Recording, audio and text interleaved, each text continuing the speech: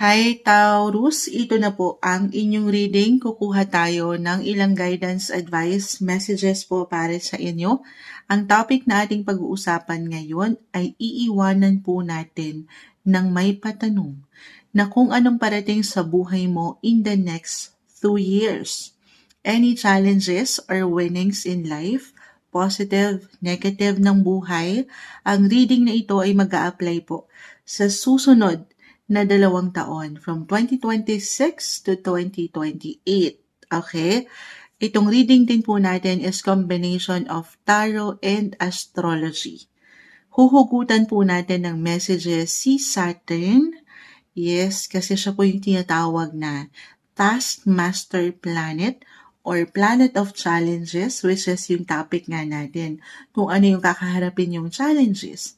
Kaya siya yung sisilipin natin, hihingan natin siya ng messages maya-maya. At maaring meron lang din po akong ma-share sa inyo na ilang info in regards dito. Okay? Sige.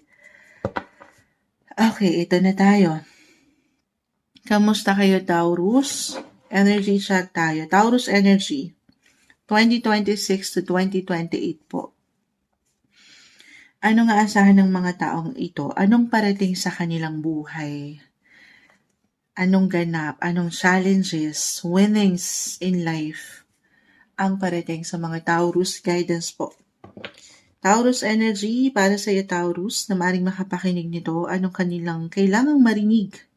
Guidance, advice, message po. Taurus, guidance, advice, the Chariot. Add pa tayo. Guidance, advice, message. Andali. The Lovers, guys. Napangiti na si Moonchild. Tapos, Wheel of Fortune pa. Card of Destiny. Gusto niyo yun? Actually, maya-maya, i-share ko sa inyo. Okay. Double check ko nga. Nakita ko si Wheel of Fortune. Yes.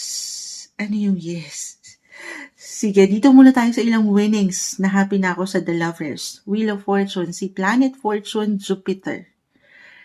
Planet of Good Luck, Good Fortune, Wealth, Happiness, Fulfillment.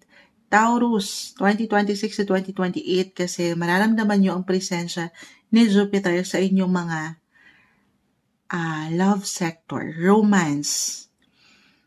The Lovers is here. Meron kayong makilala, okay? Single muna tayo ha. Meron kayong makilala. At ito ay matatawag niyo ng one and only truly true love. Ganun yung energy, guys. Kasi sa 5th house, Jupiter will enter your 5th house sa mga susunod na yugto na ito. Kung hindi ako nagkakamali. Next year na yan. Kung tama ba? Oo. Basta ma-share ko yan sa inyo. Ang topic natin ay napakalawak. Pero asahan nyo na may something good luck. Maaring mapasabi kasi kayo, Taurus, single muna tayo. Na desesit pansit. Ito na to. At pa tayo, Ace of Pentacles, 4 of Pentacles. Ito na to. Maaring meron kayong makilala na someone na pwedeng tumatakbo sa inyong buhay.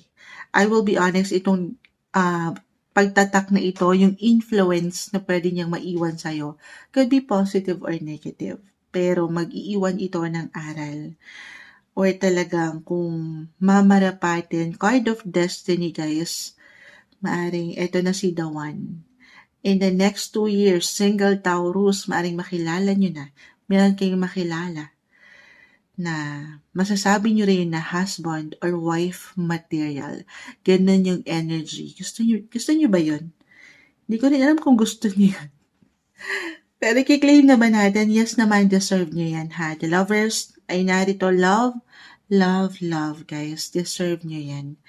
The Chariot, this is about home, family, relationship. Maaring dyan na kayo patungo ang magsama na sa isang bubong, pero in time ha, unti-unti, especially single. Para naman sa mga couples in a relationship, married na, meron akong sagana na nakikita. Sagana, may kagandahan po sa inyong home, family sector, may something good luck sa part na yan. Lalo pa kung meron na kayong mga anak na rin, or meron pong kasi na-mention ko na Jupiter will enter your 5th house kasi itong reading natin, span of 2026 to 2028, 2 years. Mararamdaman nyo agad ang presensya ni Jupiter will enter your 5th house. Ang lawak ni 5th house, connected po yan sa love, romance, and house of children din po yan.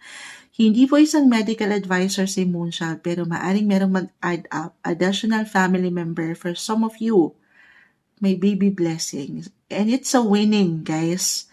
Win-win situation. Syempre naman, blessing yan, ha?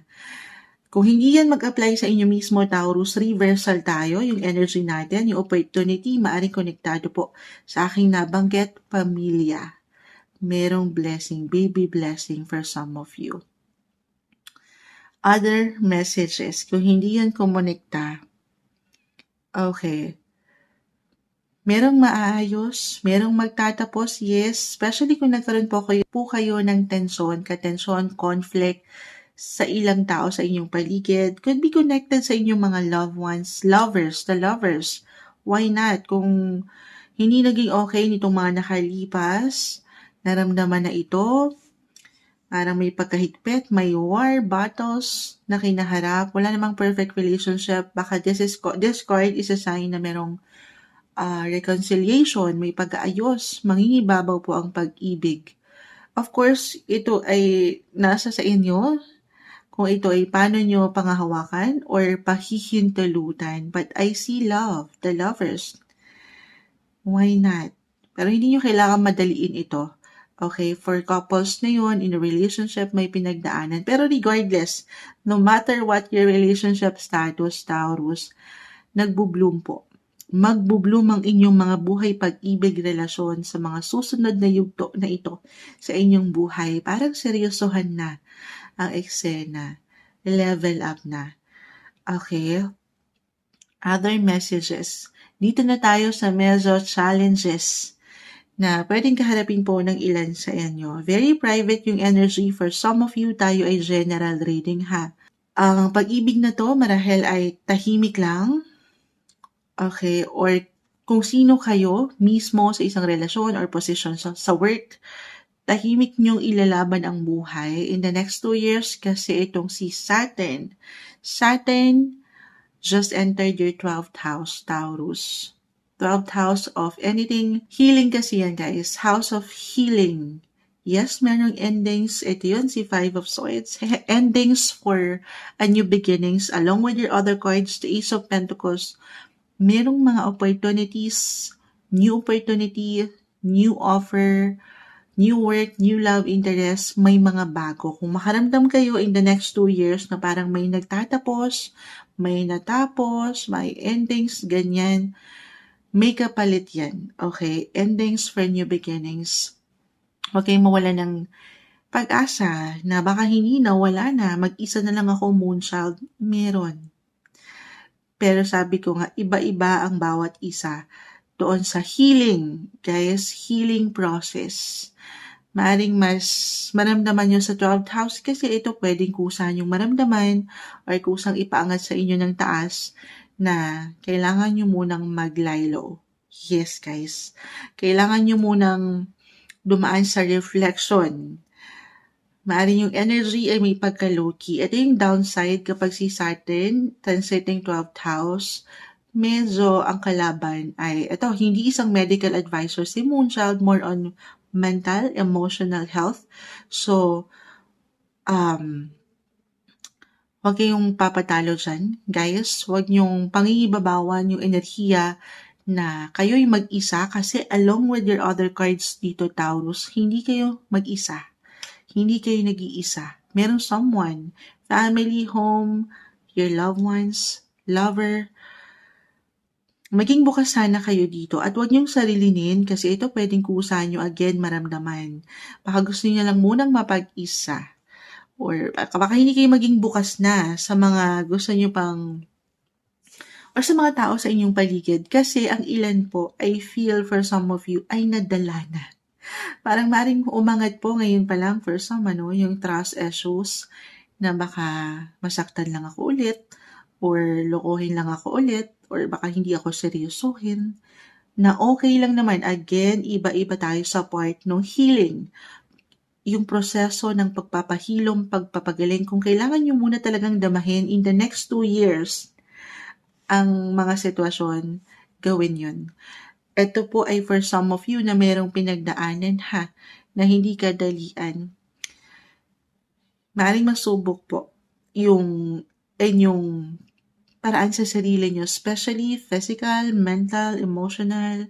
So, kung kinakailangan guys sa 12th house, again, healing. Merong someone Hindi kayo nag-iisa. Kung sa mas practical, Moonchild, mag-isa lang talaga ako sa buhay. Ako lang to. Oo. Hindi kayo mag-isa sa 12th house. Again, maaring connected po yan. Anything hospital, facility, someone professional, a doctor, counselor, mentor, guardian. May pagka-spiritual din si 12th house. So, ang lawak niyan, hindi kayo mag-isa guys. Meron kayong gabay. Ang kailangan lang is to let go, release of anything, anyone that no longer serves you na or nagsuserve ng purpose sa inyong buhay, nakapag-iwan ng stress sa inyo, at maniwala kayo na meron mga bagong simulain in life. Pero ito ay isang proseso guys. Itong pwede niyong maramdaman na parang ang slow, ang bagal, parang walang masyadong ganap. Kaya marahil umangat si The Lovers, yung ilang sektor ng relasyon dito sa barahan nyo, isang paalala, okay? Na namang pagdaanan, hindi kayo mag-isa. Napakahalaga hanggat kaya, Taurus, na meron kayong nasasabihan, malaking bagay ng inyong nararamdaman kasi hindi po I will be honest, Saturn, again, planet of challenges, right now, pumasok na sa inyong mga 12th house. Ilang hidden matters, secrets, kasi kayo maaring maging secretive po at sarili niyo yung mga nararamdaman nyo, problema nyo. If you're into journaling, Taurus, at sadyang hindi kayo bukas, kasi iba-iba tayo kumbaga hirap kayo to express your emotions, to voice out your feelings, okay lang yan. Okay, pero sana sa simpleng paraan, kahit sa simpleng notes niyo lang sa inyong mga CP, isulat niyo yung mga nararamdaman niyo. Malaking bagay guys. Hindi kayo mag-isa. Maari kasing mas maging malalim yung emosyon niyo, maging extra emotional or sensitive ang ilan sa inyo. Huwag kayong magpapatalo po sa nararamdaman or sinasabi ng anumang kalaban nyo sa isip nyo, Kasi, hindi ko lang mabanggit kasi baka maano tayo, pero may ilang ganapan sa 12th house na hindi madali. Kung meron kayong kailanganin, guys, may gabay kayo, napakagandang pagkakataon ito na lumapit kayo sa someone professional po. Hindi kailangan laliman or katakutan, ano paman. Again, you are being loved, guys. Merong mga taong nandyan to support you, hindi kayo nag-iisa. Maaring kasi ang Taurus kasi may tendency na very practical sign kayo, yes. At the same time, may pagkakataon na may pressure. May pressure na overwhelm kayo sa mga sitwasyon na feeling nyo late na kayo or hindi na okay ang ganapan sa life, na wala na kayong chance. Guys, huwag kayong mawala ng pag-asa. If ever nandito na kayo, timing lang yan, okay? Kung in the next 2 years kasi, maaaring may ilang challenges na wala kayong higit na kalaban for some of you, kundi ang sarili. Kung meron mang kalaban talaga, sa paligid-ligid, actually si 12th house, house of enemies din po yan. Okay? Pero, again, kayo ang magdadala ng inyong kapalaran sa true. Huwag kayo papa-apekto sa mga ilang negativity. Okay? Everything is temporary po. Lilipas yan. Once na umalis na si Saturn sa inyong mga 12th house. 2 years lang to guys, labanan nyo.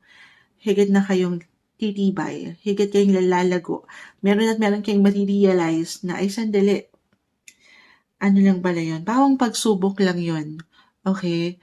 Na hindi nyo kailangan laliman. Mas may enjoy nyo ang buhay once na malagpasan yan. Or ito na yun. Ito na yun guys. Huwag na tayong magpa-apekto. Labanan nyo ito. Okay? Huwag tayong magpa-apekto sa ilang negativity or ilang kadiliman sa paligid na alam nyo hindi makatutulong sa inyong buhay. Piliin nyo. Alam ko madaling sabihin ito, pero hanggat kaya, una't huli, piliin nyo ang maging masaya. Okay, kasi even happy people, I feel for some of you, ay medyo may pagka-low-key talaga. Private yung magiging energy kasi mas wiser na kayo eh. Mas mature mag-isip. Gusto niya lang mapag-isa. Kahit na wala tayong option minsan, for some of you, of course, patuloy na nagsho-show up, nagsho-showcase ng ability sa work, pero maaaring mas maramdaman nyo na private, very private lang.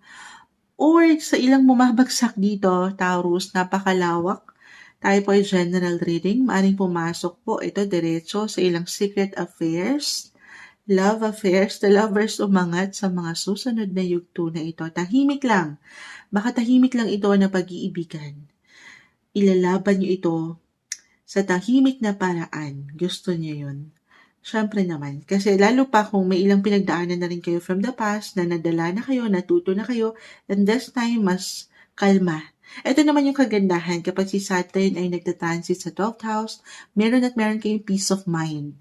Or maybe yung pinaka-advice po na kalma. Okay, huwag kayong ma-pressure sa anumang ganapan sa buhay. Huwag niyong iko-kumpara kung ano yung ganap ng iba sa kung ano kayo ngayon. Kung nasan kayo ngayong posisyon, pagkasapat po. The Nine of Pentacles ay narito. Ang hirap kasi minsan, sabi ko, wala tayong ibang kalaban kundi ang sarili. Mahirap nating i-satisfy yung ating sarili. Kasi feeling mo kulang pa or wala ka pang nagagawa. Taurus, as long as alam mo sa sarili mo na patuloy ka lang, patas ka lang lumalaban sa buhay, meron at meron kang nagagawa. Okay, patuloy ka nag-grow, mabagal man para sa ilan, pero namumulaklak ka, nagbo-bloom. Meron at meron kang aanihin in time. Wheel of Fortune, guys, this is a great sign na mayroong success. Maaring tahimik mo lang itong ilalaban. Itong success na ito. Wala namang overnight success, guys.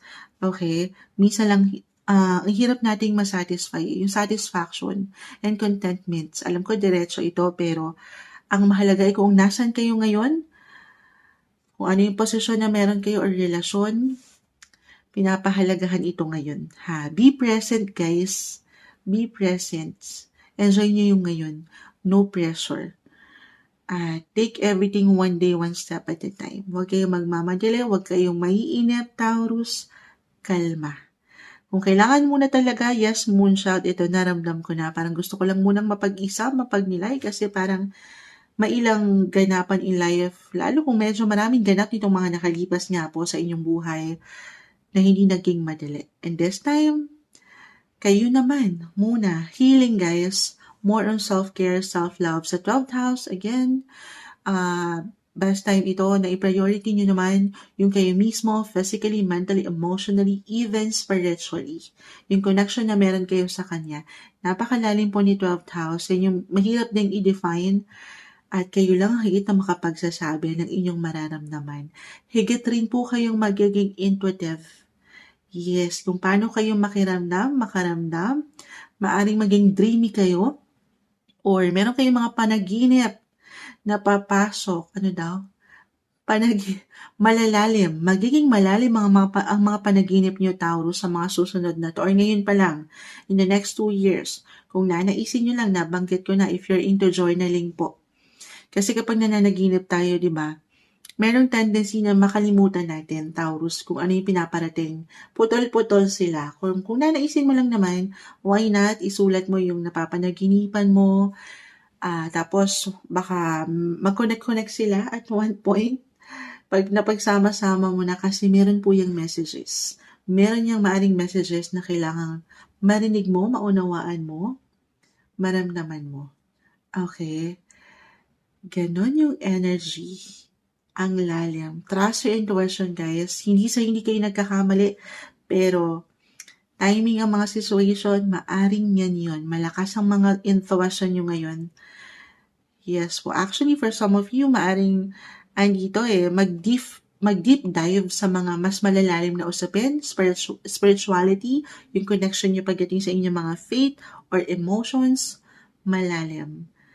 Meron pa kayong gustong ma-discover yung mga hindi nakagawian or nakasanayan kagaya ng ginagawa ni Moonchild pagdating sa horoscope, astrology, tarot reading.